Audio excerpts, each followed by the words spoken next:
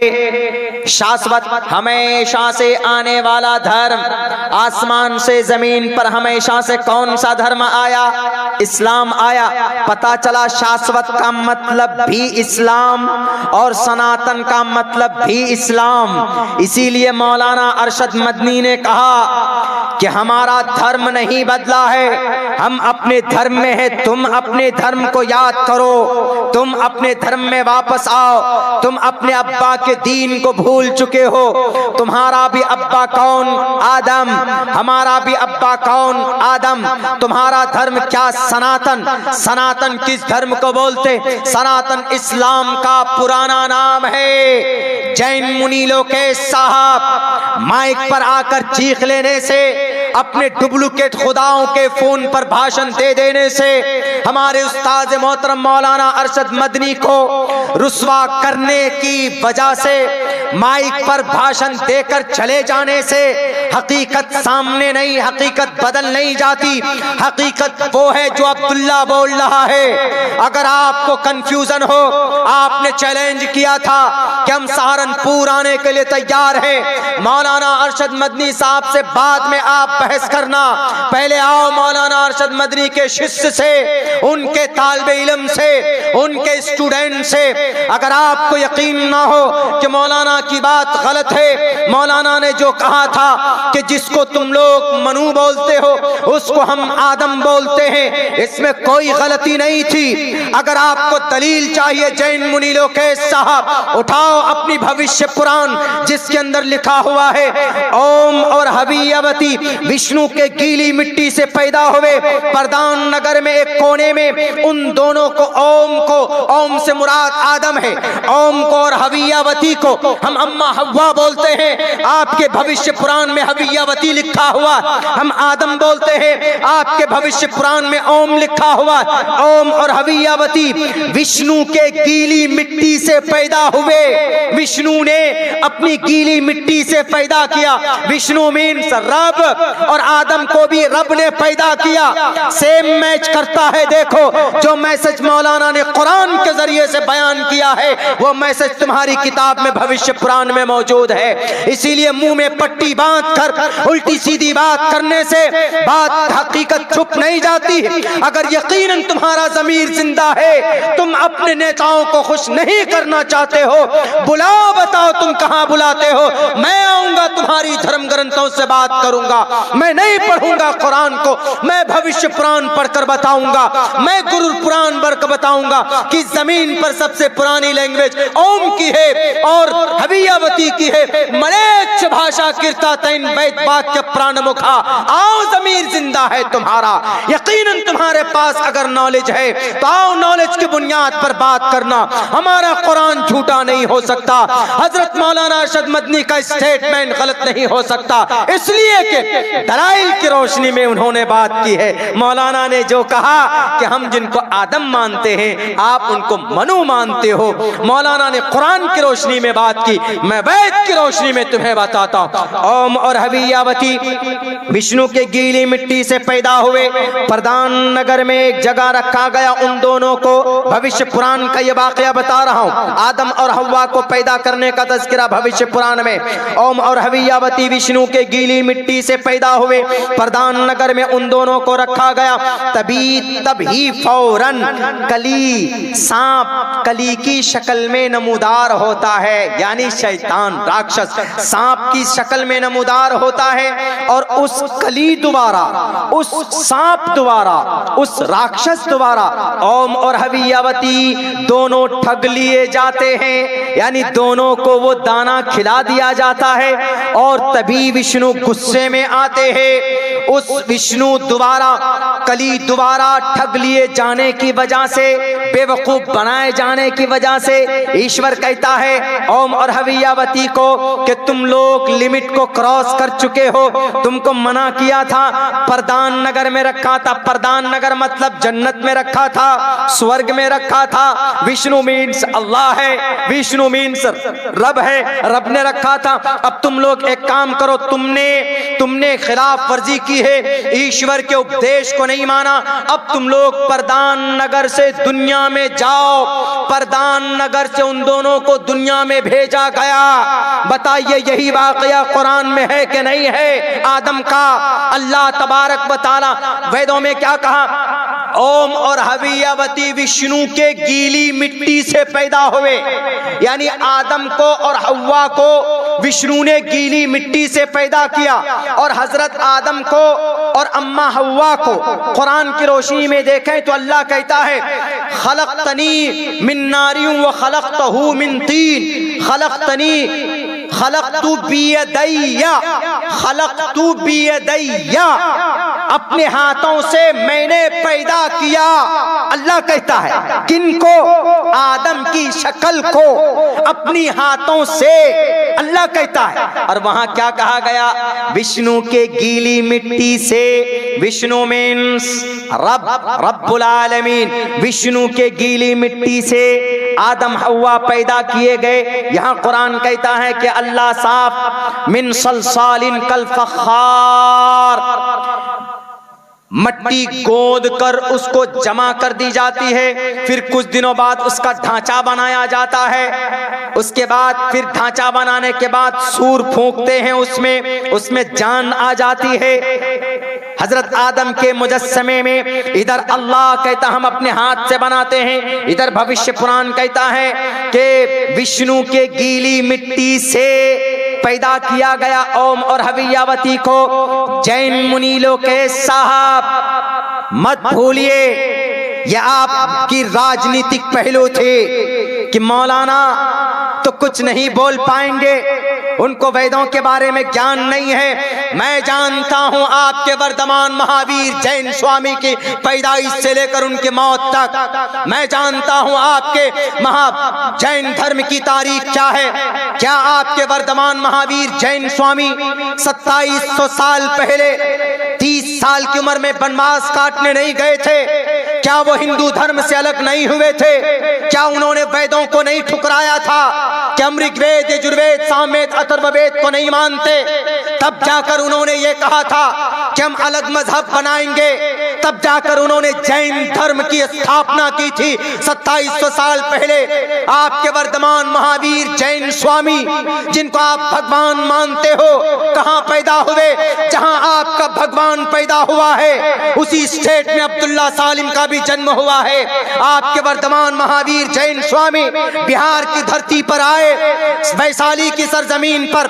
मैं भी बिहार की धरती सीमांचल में पैदा हुआ हूं। मैं बताता हूं 30 साल की उम्र में आपके वर्तमान महावीर जैन स्वामी हिंदू धर्म से अलग हुए।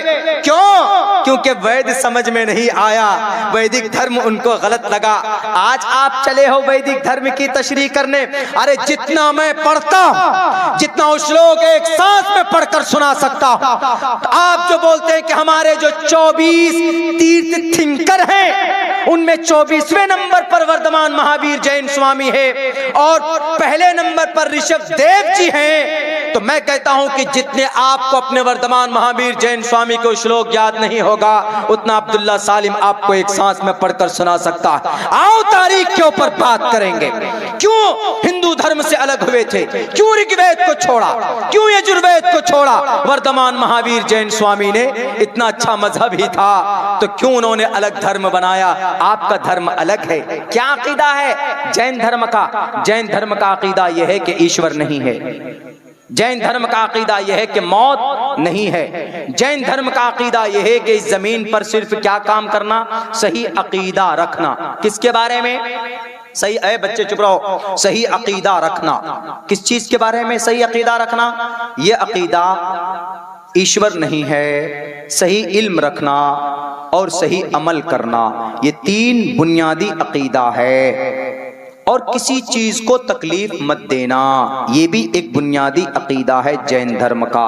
आपने किसी इंसान को बड़ी तकलीफ दी है, दिल्ली के अंदर एक बड़े बुजुर्ग को आपने तकलीफ दी है, आपको अगर कहना ही था, तहकीक मांगनी थी, तो आप मौलाना के पास जाते कि मौलाना आपने ये जो बातें कही है मैं उसकी तहकीक पेश करता हूँ। मैं न रहा वहां पे, अगर मैं होता उस वक्त तो हमारे प्रोग्राम चल रहे थे, दिल भाई भी साथ में थे। यहीं पे खड़ई में एक प्रोग्राम था 11 तारीख को, उस डेट में हम यहाँ थे। यकीनन अगर हम होते उस स्टेज पर, जैसे वो चीख कर गया ना कि मन्नू अल्लाह, ये अल्लाह की तौहीन की है ना उन्होंने। मौलाना ने क्या कहा कि अरे भाई हम जिसको आदम मानते हैं उसी को आप मनु मानते हैं, हम जिसको अल्लाह मानते हैं उसी को आप, जिसको आप ईश्वर मानते हैं उसको अल्लाह मानते हैं। यही बात कही थी मौलाना ने। कौन सी बुरी बात, ये तो दुनिया के अंदर लोग जानते हैं कि भाई हाँ सबका अल्लाह एक ही है। एको देवा सर्वभूतेषु गूढ़ा, देव एक है, परमात्मा एक है। तो देख लीजिए मौलाना अरशद मदनी ने जो बात कही कि सबसे पुराना धर्म कोई है तो इस्लाम है, इस्लाम का पुराना नाम सनातन है। तो पता चला कि हिंदू भाई हमारे भाई हैं, तो भटके हुए हैं, गलत रास्ते पर चले गए, उनको कोई बताने वाला नहीं मिला। इसी धर्म से निकलकर वो जैन मुनि लोकेश जी के गुरु ने अपना एक अलग मजहब बनाया, जैन धर्म। इसी हिंदू धर्म से निकलकर गौतम बुद्ध सिद्धार्थ ने अलग धर्म बनाया। इसी धर्म से निकलकर गुरु नानक ने सिख धर्म बनाया। इसी धर्म से निकलकर पंडित दयानंद सरस्वती ने धर्म बनाया। इस्लाम धर्म से निकलकर कोई धर्म बनाया? कोई नहीं बनाया। धर्म इस्लाम है। हाँ, छोटे छोटे फिरके हो सकते, फिरका धर्म नहीं, फिरका कौन? ये जमात इस्लामी है भाई। मकतबे फिक्र अलग हो सकते, ये तबलीगी जमात है, लेकिन तबलीगी जमात का भी धर्म इस्लाम, जमात इस्लामी का भी धर्म इस्लाम, देवबंदियों का भी धर्म क्या? इस्लाम। बरेलवी का भी धर्म क्या? इस्लाम। चकड़ालीवी का भी धर्म क्या? इस्लाम।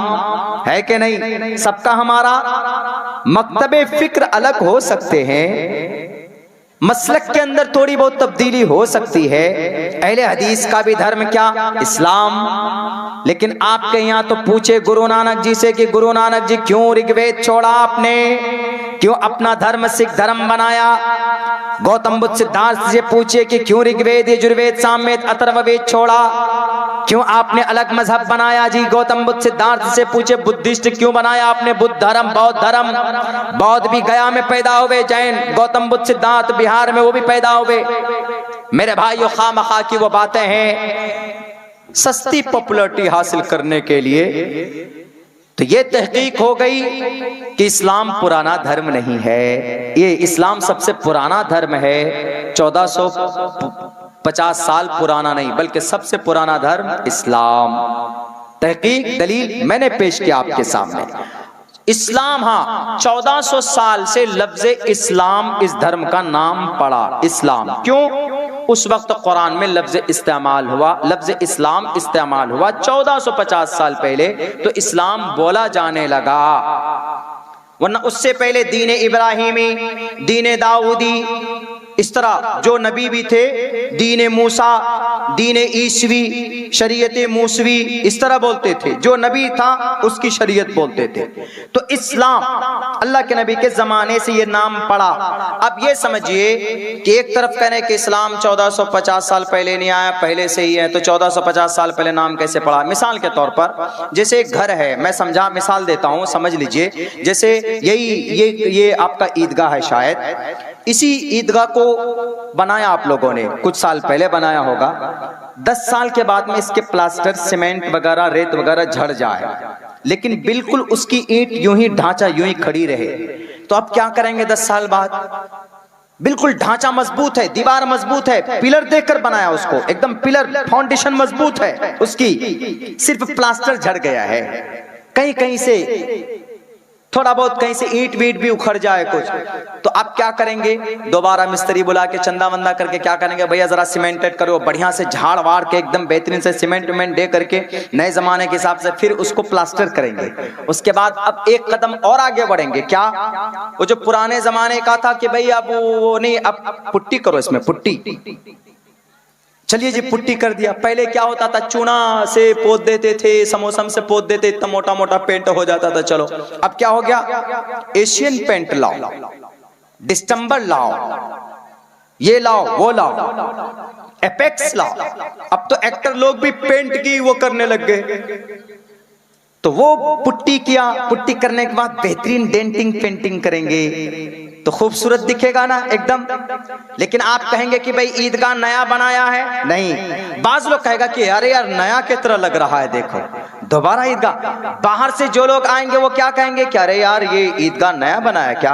आप कहेंगे कि नया नहीं बना है, पुराना, उसी को डेंट पेंट करके खूबसूरत बनाया। बिल्कुल सेम इस्लाम का यही इस्लाम के साथ हुआ है। बुनियाद फाउंडेशन आदम के जमाने से है, ला इलाहा इल्लल्लाह मुहम्मदुर रसूलुल्लाह, वहीं से बुनियाद। थोड़ी तब्दीली की हजरत नूह के जमाने में, और थोड़ी तब्दीली मतलब शरीयत के अंदर, और थोड़ा सा मरम्मत किया उन्होंने, दाऊद ने थोड़ा सा, मूसा ने थोड़ा सा, ईसा ने थोड़ी थोड़ी तब्दीली हुई। लास्ट में अल्लाह के नबी ने कहा कि बेहतरीन तरीके से इसको प्लास्टर करो, इसमें पुट्टी करो, बेहतरीन तरीके से पेंट करो। बेहतरीन तरीके से पेंट वगैरह डेंटिंग पेंटिंग हो गई और खूबसूरत बनाकर लोगों के सामने पेश किया 1450 साल पहले, लेकिन फाउंडेशन पहले से डली हुई है। तो इसलिए लोगों को, कुछ लोगों को कंफ्यूजन हो गई, नहीं कि इस्लाम तो नया मजहब है, इस्लाम 1450 साल पहले आने वाला धर्म है, बहुत पुराना मजहब नहीं है। ये गलत फहमी हुई है लोगों को कि लोगों इस्लाम पहले से ही है, अल्लाह के नबी अलैहिस्सलाम ने उसको रिप्लेस किया है, उसको डेंट और पेंट किया है, अब कयामत तक इसके अंदर कोई तब्दीली नहीं होगी। इसलिए जिनके दिमाग में भूसा भरा हुआ है कि इस्लाम सिर्फ 1450 साल पहले आया, बिल्कुल नहीं। पहले औरत का मसला कुछ और था, औरत का मसला कुछ और था, तलाक का मामला कुछ और था, पर्दे का मामला कुछ और था, अल्लाह के नबी की शरीयत में कुछ और हुआ। अब क़यामत तक यही मसाइल होंगे, कोई तब्दीली, कोई तगय्युर इसके अंदर नहीं होने वाला है। अल्लाह के नबी अलैहिस्सलाम ने साफ लफ्जों में कहा, कुरान करीम की आयत है, अल-यौम अकमलतु लकुम दीनकुम व अतममतु अलैकुम निअमती व रज़ीतु लकुमुल इस्लाम दीना। ये दीन मुकम्मल है, कोई तब्दीली नहीं होगी। अल्लाह के नबी भी फरमाते, अना खातिमुन नबिय्यीन ला नबिय्य बादी, मैं सबसे आखिरी नबी हूँ, मेरे बाद इस धरती पर, इस जमीन पर कोई नबी नहीं आने वाला है। इसलिए कोई माए का लाल अगर कहे कि इस्लाम 1450 साल पहले आया, मेरे नौजवानों, मेरे मुस्लिम भाइयों और मेरे सनातन धर्मी भाइयों, आपको भी दिमाग में रखना चाहिए, आप मुसलमानों दिमाग में बैठा लो, अगर कोई बोलता है, कहता है कि इस्लाम 1450 साल पहले आया, दो टोक लफ्जों में जवाब तो उन्हें कहो कि इस्लाम 1450 साल पहले नहीं, इस्लाम हजारों साल पहले, 10,500 साल पहले, सबसे पहले इंसान का जो धर्म था, इस्लाम का वही धर्म था, इस्लाम वहीं से शुरू हुआ है। बल्कि पुराना धर्म हमारा है, तुम्हारा नहीं। तुम आए थे ईरान से, तुम्हारा नस्ल और तुम्हारा धर्म भी फारसी और तुम्हारी जुबान भी फारसी थी, हम हैं पुराने यहाँ के, हमारी बात की बपोती है।